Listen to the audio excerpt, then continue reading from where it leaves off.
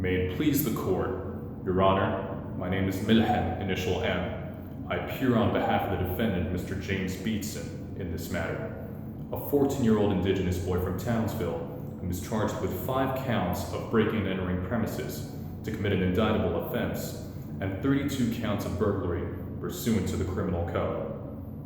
Your Honor, I submit qua section 590, A, subsection E of the criminal code, as well as section 130 of the Evidence Act. The defense seeks that the court exercises its discretion to reject the Crown's evidence pertaining to Mr. Beatson's admissions on the grounds that its procurement is at odds with procedural fairness, public policy, and statutory requirements, and thereby detrimental to our justice system itself. Firstly, I agree that my learned counterpart's evidence is prima facie admissible. It is the arresting officer's contraventions of the Police Powers and Responsibilities Act, hereon the PPRA, that render my client's submissions wholly unreliable and inadmissible. Your Honor, may I kindly have your attention to section 418 of the PPRA. To Mr. Beatson's right to communicate with a friend, relative, or lawyer. Prior to questioning, a police officer must inform the relevant person for an indictable offense that he or she has the right to have a friend, relative, or lawyer informed and abreast of the person's whereabouts and circumstances, and present during questioning per subsection 1. Subject to subsection 2, the officer must delay the questioning for a reasonable time to allow for these arrangements. Whilst my client was in the custody of the arresting officers, he was not informed of any of these rights and was questioned singly. In addition to this, section 431 of the PPRA is brought into regard. My client was not cautioned before questioning. Instead, he was told to answer the questions. Thus, it is amply evidenced that the officer's procedural requirements were unheeded, a fact that corrodes the procedural fairness of the Crown's evidence. I now turn Your Honor's attention to section 421 of the PPRA regarding the questioning of children. At this notion, it becomes evident that Mr. Beatson, a child by Schedule 4 of the Youth Justice Act, must have been allowed to speak to a support person of his choosing in confidence, and have him or her present during his questioning. Now, the fact of Mr. Beatson's minority was understood by the arresting officers by virtue of their regard to him as a young fellow. The support person supplied was unknown to Mr. Beatson, let alone chosen by him. Moreover, he was told by this social worker, a Mr. Roger Smith, merely to do as the police tell him, that they are just doing their job. Except, of course, here, the police were not truly doing their job. My client must have been afforded the opportunity to speak to a support person of his choice, an individual, independent person able to act in his interest.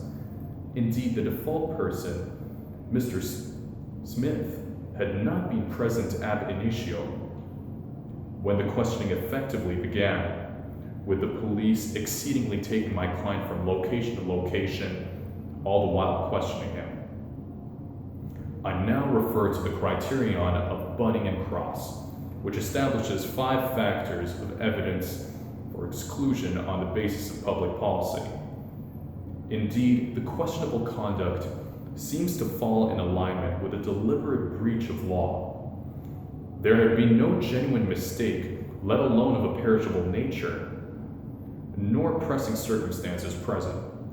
The police officers could have easily complied with the law, but instead chose to cut corners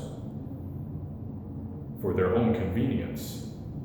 While the charges against my client are truly slight, the conduct in obtaining the evidence against my client diametrically opposes multiple mentioned statutes specifically designed to prevent such conduct and uphold fairness.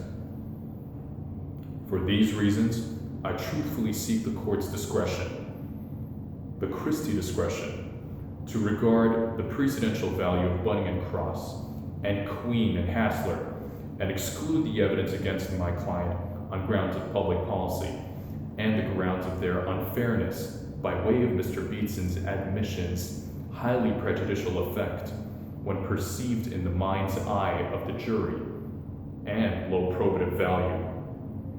Mr. Beatson is a 14-year-old whose aboriginality ought to have been held in earnest prior to questioning pursuant to Section 420 of the PPRA. His cultural idiosyncrasies have been incompetently overlooked by the officers in question. During my client's excursion with the police officers, he had seemingly responded in the affirmative to the police officers' questions. However, nothing is necessarily as it seems, as this had been a classic instance of gratuitous concurrence.